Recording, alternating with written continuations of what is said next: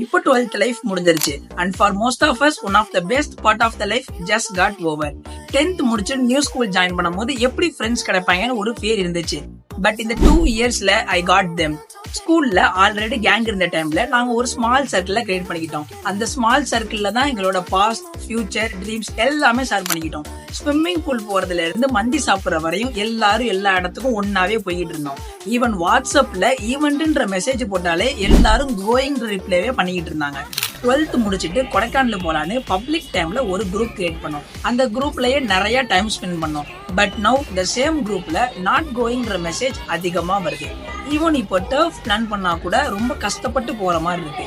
கேங்குக்குள்ளேயே ரெண்டு பேரா வெளியே போற சுச்சுவேஷன். ஆனா ஸ்டில் தே ஆர் ஜெனியூன். இந்த கேங் கூட ஒரு போட்டோ ஃப்ரேம் மாதிரி தான். டைம் கூட அது கலரும் ஃபேட் ஆனாலும் மெமரிஸ் லைஃப் லாங் அப்படியே இருக்கும். இதெல்லாம் நான் ஏன் உங்கள்கிட்ட சொல்றேன்னா, ஸ்கூல் முடியறப்பயே இங்க நிறைய பேரோட ஃப்ரெண்ட்ஷிப்பும் முடிஞ்சிருது.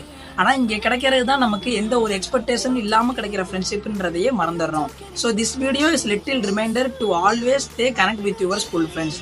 ஏன்னா they are the first one who stay with us without any expectation. So உங்க ஸ்கூல் கேங்கை டேக் பண்ணிட்டு இந்த மாதிரி லைஃப் கிளாஸ் மிஸ் பண்ணாம இருக்க ஃபாலோ பண்ணிக்கோங்க.